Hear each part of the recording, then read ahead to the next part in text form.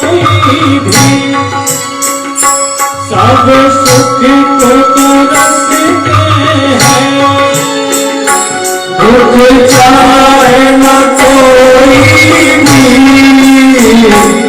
सब सुख को तरसते हैं। सुख में सब हंसते हैं, दुख में सब रोते हैं। सुख में सब हंसते हैं, दुख में सब रोते हैं।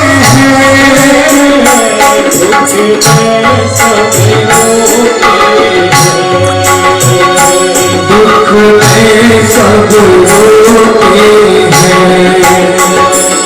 मैं छोड़ूं किसे भगवान, दोनों ही तुम्हारे हैं। मैं छोड़ूं किसे भगवान, दोनों तुम्हारे हैं। सुख भी मुझे प्यारे हैं, दुख भी मुझे प्यारे हैं। दोनों किसे भगवान, दोनों ही तुम्हारे हैं। छोड़ूं मैं किसे भगवान, दोनों तुम्हारे हैं।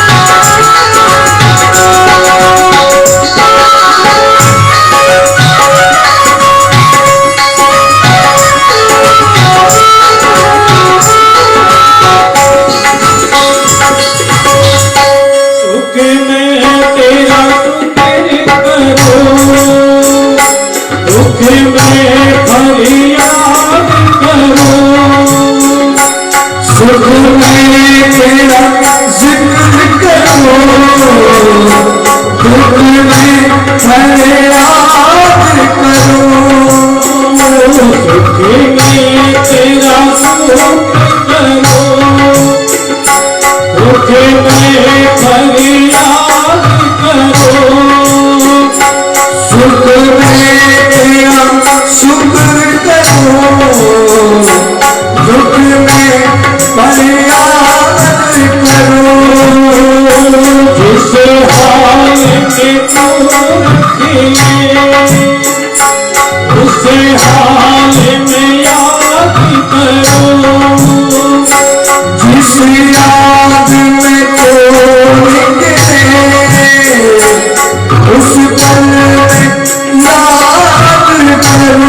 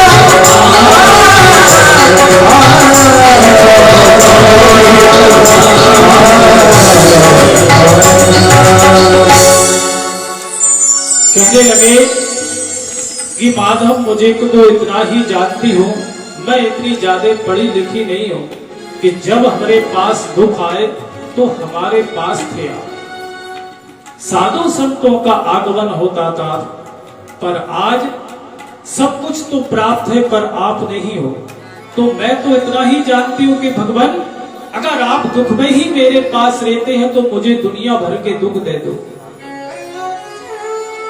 पर भगवान के पास दुख नहीं है, जिसके पास जो चीज होगी वही देगा। अगर किसी व्यक्ति के पास, सुनार के पास आप जाएंगे, उस दुकान पर कपड़े मांगेंगे तो वो मना करेगा, क्योंकि स्वर्ण की दुकान है।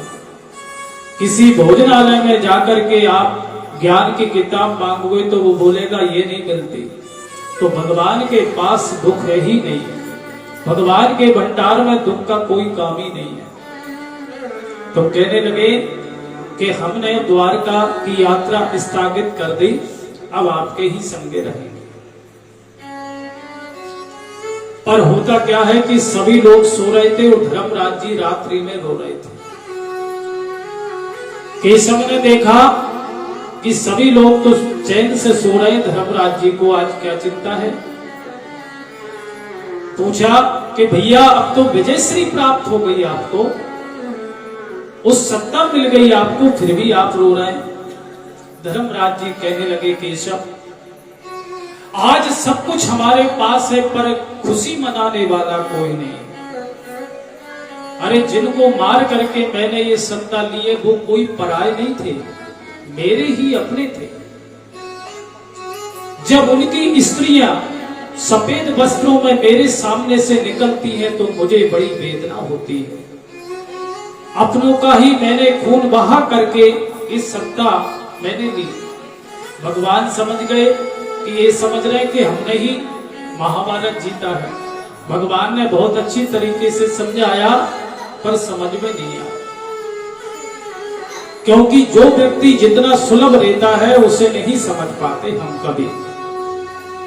तो भगवान ने सोचा कि इन्हें कोई बाबा के पास ले चले। आदमी ज्यादा प्रभावित हो जाता है, दुनिया भर की गटर मालाएं, जे लंबी दाढ़ी आदि भेष देख करके।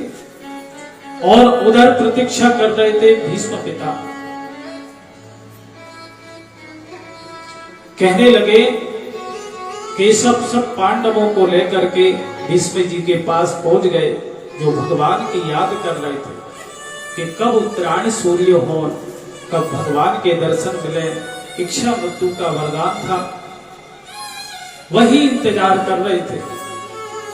जैसे ही पांडवों को साथ में लेकर के गए, बाबा कहने लगे कान्हा बहुत देर कर दी आने में, मैं कब से प्रतीक्षा कर रहा था। भगवान प्रणाम करने लगे। भीष्म पितामह कहते हैं कि आप क्या क्या नहीं बन जाते, कोई बनाने वाला तो हो।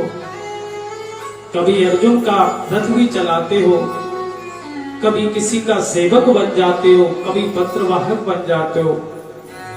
कोई बनाने वाला तो हो, भगवान क्या नहीं बन सकते। कहने लगे कि अंतिम मेरी इच्छा है,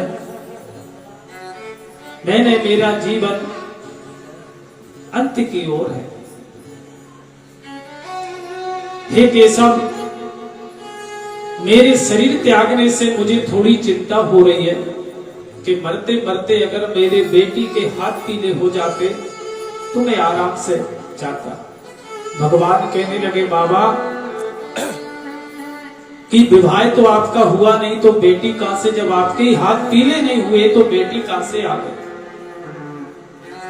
कहने लगे केशव, जिसके कोई संतान नहीं है वो भी तो किसी बालक को गोद ले लेते हैं, इसी प्रकार मैंने भी मेरी बेटी को ले रखा है। बाबा आपकी कौन बेटी आ गई? हेते मति रूप कल्पिता वितेष्टा भगवती सात्मत पुंगवे विभूति इति मति रूप कल्पिता वितेष्टा भगवती सात भुक्त गावे देवों भक्ति रूप कलते भगवती साकुत इति मति अर्थात मेरी जो बुद्धि है मति, मैंने इसको बेटी मान लिया। भगवान कहने लगे आपकी बेटी ज्यादा पढ़ी लिखी है क्या, कि अभी तक इसके हाथ पीले नहीं हुए। कहने लगे बहुत वर देखे पर मेरी बेटी के योग कोई वर नहीं मिला, क्योंकि जितनी बेटी सुंदर पढ़ी लिखी सुशील हो उतना ही हम वर के लिए प्रयत्नशील रहते हैं। तो भगवान कहना चाहते हैं कि बाबा, कहने लगे आज तक कोई नहीं मिला। आपकी बेटी कितनी पढ़ी लिखी है? इति मति रूप कल्पिता वितृष्णा, मेरे मन में किसी प्रकार की तृष्णा नहीं है, जबकि 3 तृष्णा में सभी व्यक्ति बंधे हैं। लोकेष्णा, मेरी जय जयकार हो सब तरफ, अगर उससे भी कोई अछूता रह जाए तो वित्तेष्णा, वित्त मतलब रहता है पैसा, अधिक से अधिक 1000, इससे भी अगर कोई बच जाएगा तो लोकेष्णा, अपनी वाहवाही के चक्कर में अपने बालों को भी ठिकाने लगा देते हैं बहुत से।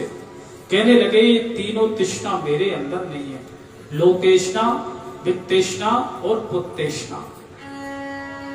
रूप कल्पिता वितृष्णा, इस प्रकार की मेरी मति में कोई तृष्णा नहीं, जबकि कंचन तजना सहज है। बहुत से देखे साधु संत सोना चांदी आदि से हाथ भी नहीं लगाते। कंचा तजना सहज है, सहज त्रिया का ने, और मान बड़ाई ईसा दुर्लभ तजना दे। कहने लगे मेरी पुत्री शुद्ध है जो मेरी मति है, मैं चाहता हूं कि मुझे जाते जाते आप अपने चरणों में दासी बना लें। आपकी चरणों की दासी बनेगी मेरी मति, और आपकी बनेगी श्रीमती। आपके चरणों में करेंगी रति, तो मुझे मिल जाएगी गति। तो चरणों में अपनी बुद्धि, अपन गीता जी में पढ़ते ना, मम बुद्धि निवेश आया, अर्थात अपनी बुद्धि है भगवान के चरणों में अपन निवेश करें। और इसी की प्रतीक्षा कर रहे थे। उत्तरायण और दक्षिणायन क्या है वो समझिए, क्योंकि दक्षिणायन में ही प्राण त्यागे, उत्तरायण में। तो जब व्यक्ति भगवान से विमुख हो जाता है वही उसके लिए दक्षिणायन है। उत्तरायण का है जब भगवान के पास पहुंच जाता है। उत्तरायण है भगवान का दिन और दक्षिणायन है रात्रि। जिस दिन हम भगवान के विमुख हो जाते हैं वही दक्षिणायन है। एक उत्तरायण सूर्य को भी बोलते हैं और एक उत्तरायण माधव को भी बोलते हैं। क्यों? कि माधव भी उत्तरा के गर्भ में गए थे परीक्षित जी की रक्षा करने के लिए, तो भगवान को भी उत्तरायण कहते हैं। तो सूर्य भगवान भी उत्तरायण और माधव भी शाम ने। अब समझिए इससे अच्छी मुक्ति कब मिलेगी किसी व्यक्ति को, क्योंकि भगवान का नाम आना ही मुश्किल है और भगवान स्वयं खड़े हैं। बाबा कहने लगे मुंह लटका के खड़े मत हो, प्रभु मुझे पता है कि भक्तों की ओर मान रखने के लिए आप अपना भी मान भूल जाते हो। मैंने कसम खाई थी कि भगवान की प्रतिज्ञा भंग करवाऊंगा या अर्जुन नहीं रहेगा, पर आपने अपने भक्त की रक्षा करने के लिए, मेरी लाज रखने के लिए अपना ही वचन भूल गए, प्रबल प्रेम के पाले पड़कर। तो भगवान तो ऐसा भक्त वत्सल है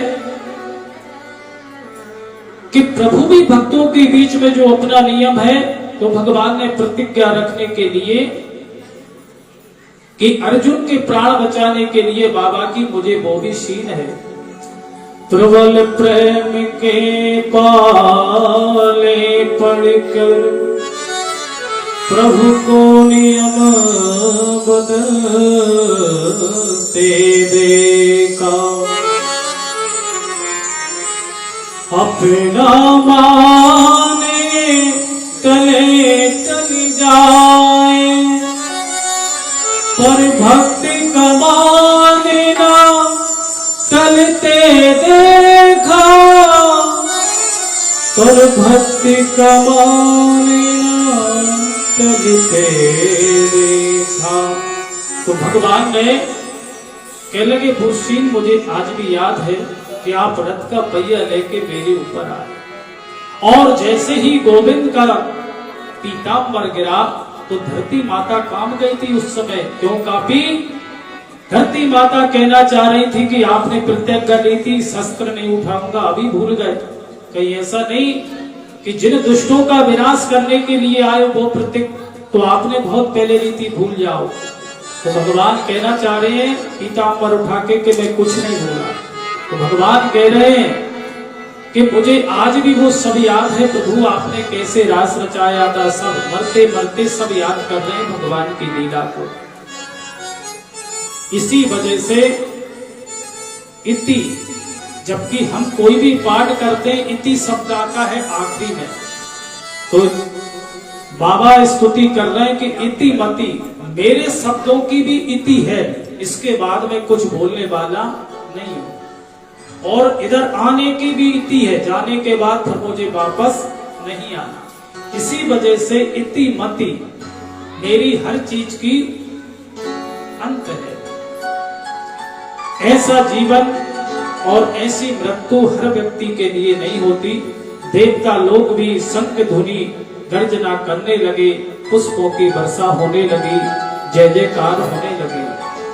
जय सिया राम, जय जय सिया राम, जय सिया राम, जय जय सिया राम, जय सिया राम, जय जय सिया राम, जय सिया राम, जय जय सिया राम, जय सिया राम, जय सिया राम, जय सिया राम, जय सिया राम, जय सिया राम, जय सिया राम, जय सिया राम, जय सिया राम, जय सिया राम, जय सिया राम, जय जय सिया राम, जय जय सिया राम। ऐसा करके अंतिम विदाई ली।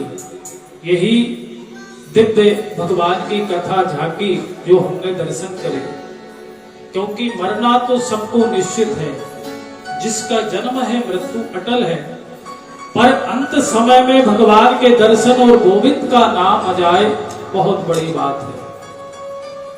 और इन कथाओं के माध्यम से निरंतर यही सोचते हैं कि किसी न किसी परिस्थिति में भगवान का भजन आए। और जैसे ही भगवान जाने लगे तो अब की बार किसी ने नहीं रोका द्वारका के लिए, तो उनके संगे अर्जुन भी चले गए। धृष्टराज अकेले थे, वो पांडवों में ही रह करके अपना जीवन यापन करने लगे। एक बार विदुर जी घूमते भ्रमण करते आए और रात्रि में समझाया धृष्टराज जी को कि जिनको पांडवों को मारने के लिए आपने कोई कसर नहीं छोड़ी, आज उनके ही टुकड़ों पे तुम पल रहे हो, शर्म नहीं आती? कहने लगे विदुर करूं तो करूं क्या? तो विदुर जी अर्धरात्रि में ही लेकर के चले गए। प्रातः हुआ, पता लगा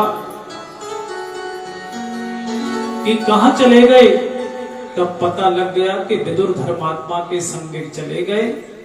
तो अब कोई चिंता की बात नहीं। अब देखा कि 7 महीने व्यतीत हो गए। अर्जुन गए थे भगवान के साथ द्वारका, पर अर्जुन अभी तक वापस क्यों नहीं आया? धर्मराज जी को बड़ी चिंता सता रही थी कि उतने में ही अर्जुन आते हुए देखे मुंह लटक रहा है। धर्मराज चिंतित हो गए, क्योंकि रात्रि में बुरे बुरे स्वप्न आ रहे थे। और जैसे ही देखा कि छत्री का चेहरा तो हमेशा खिला हुआ होना चाहिए, क्या कारण है? कहने लगे, अर्जुन तुम्हारा चेहरा लटका हुआ क्यों है? तुम्हारा छतरी वाला तेज कहां चला गया? क्या किसी को भोजन करने से पहले भोजन करा, या किसी की तुम सहायता नहीं कर पाए छतरी होकर के? क्या अगम स्त्री का किसी का साथ करा? क्या अभक्षित, क्या ऐसा क्या कारण है कि तुम्हारा तेजहीन हो गया मुख? अर्जुन कहने लगे, भैया जिन गोविंद की कृपा से हमने महाभारत जीता, जिन भगवान का आशीर्वाद निरंतर हमारे ऊपर रहा, आज वो भगवान अपने धाम को चले गए। जैसे ही भगवान के धाम के जाने का पता लगा कि 2-5 यदुवंशी बचे, हम बड़े अभागे हैं, भगवान हमें छोड़ करके चले गए। जैसे ही कुंती मैया को पता लगा तो उसी समय अपने प्राण छोड़ दिए। एक त्रेता युग में प्रभु रामचंद्र जी, जिनके पिताजी दशरथ जी महाराज प्रभु रामचंद्र जी के वियोग में हा राम कह करके अपने प्राण विसर्जन करे, और इधर जैसे ही गोविंद की जाने की खबर सुनी तो पांडवों ने कम समय में, ऋषि कहने लगे कि हमने आपसे प्रश्न ये करा था कि सुखदेव जी ने परीक्षित जी को कथा क्यों सुनाई, आप तो भगवान की कथा में इतनी लंबी चौड़ी निकल गए। तब उन्हें समझ में आई, कहने लगे भैया गोविंद की कथा ऐसी है। कहने लगे वो बालक कुशलता पूर्वक जन्म हो गया और जिसका नाम रखा परीक्षित। क्यों? क्योंकि वो उस दृष्टि को देख रहा था कि जो मां के गर्भ में आकर मेरी रक्षा करी वो कौन है। परीक्षण करता है तो नाम रखा परीक्षित, और एक दूसरा नाम है विष्णु राम। भगवान ने रक्षा करी, सब कुशल हो गए। कम उम्र में ही पांडवों ने सत्ता का भार परीक्षित जी को सौंप करके हिमालय की यात्रा स्वर्गारोहण करने। और जब भी सत्ता बदलाती है तो बातचीत जरूर होती है। कोई भी सत्ता किसी की आए तो सब अनुमान लगाते हैं, अपनी अपनी चर्चा करते हैं। चौतरफा देख रहे हैं कि अपने पूर्वजों की यश कीर्ति गा रहे हैं। कोई कह रहा है, प्रसन्नता होती है और अपने ऊपर जवाबदारी भी बढ़ती है कि मेरे कुल में कैसी ध्वजा लहरा रही है। परम वैष्णव थे, कम उम्र में ही सत्ता संभाल ली, और सत्ता संभालते ही रूप बदल करके प्रजाजन में भ्रमण करते थे, क्या क्या बात होती है। क्योंकि कभी कभी दूसरों पे पूर्ण भरोसा नहीं करना चाहिए। कभी कभी राजा को भी प्रजा के बीच में जाकर के किसी न किसी रूप में, प्रभु रामचंद्र जी भी जाते थे। उसी प्रकार चौतरफा यश गान सुना और समस्त जब राजपाट उनके ऊपर निर्भर हो गया तो एक दिन बार क्या होता है कि जंगल भ्रमण करने के लिए जाते हैं, शिकार के लिए, दिग्भ्रांति हो जाती है। दिग्भ्रांति होने के कारण प्यासे हारे थके, ज्ञान कुछ रहा नहीं, परेशान हो गए। पर देखा क्या कि एक दुष्ट गौ माता और बछड़े को मारता हुआ जा रहा है। जैसे ही परीक्षित जी ने ये दृश्य देखा,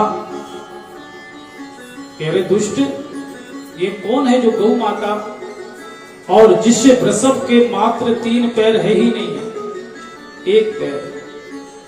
गौ माता और बछड़े आपस में चर्चा कर रहे हैं। कहने लगी, बछड़ा बोल रहा है गौ माता से, मां कि आप इसलिए रो रही कि मेरे टांग नहीं है। किस लिए आप पे कष्ट है? कहने लगे मां आप रो मती। ये बातें जैसे ही परीक्षित जी ने सुनी, समझ गए ये कोई साधारण गौ माता नहीं है, साधारण वृषभ नहीं है। रुक करके जब उनने देखा, पूछा कि देवी आप कौन है और ये बछड़ा कौन है? आप क्या चर्चा कर रही हैं? और आपके 3 पैर कौन ने तोड़ दिए? क्या कारण है? आप बताइए वृषभ। वृषभ बोल पड़ा, कहने लगा कि मैं अपने कर्मों का दोष किसके ऊपर दूं? ब्राह्मण देवताओं के पास जाओ तो बताएंगे नमक ग्रह गड़बड़ चल रही, आप ये ग्रह की शांति करवाइए, सुखी हो जाएंगे। किसी डॉक्टर के पास जाइए तो वो रोग का इलाज करेगा, कोई ज्ञानी के पास जाइए तो वो बोलता है भगवान के अतिरिक्त पत्ता भी नहीं हिलता, जो कुछ है वो भगवान ही कर रहे हैं। तो मैं अपने दुख का हेतु किसे मानूं? इसी वजह से मैं किसी को मेरा दोष नहीं देना चाहता। परीक्षित जी समझ गए कि ये धर्म है, क्योंकि पापी व्यक्ति तो अपने पापों की सजा भोगेगा ही, आज नहीं तो कल। पर पापी व्यक्ति की चर्चा करने में भी हमें भी पाप लगता है। तुरंत समझ गए कि ये है धरा, धरती माता धरणी, और ये है वृषभ धर्म, धरा और धरणी। जैसे ही उस दुष्ट को देखा कि तू कौन है जो दुष्ट ने मार रहा है, कहने लगे महाराज जी मेरा नाम है कलयुग। समझिए कथा, क्या नाम है? कलयुग।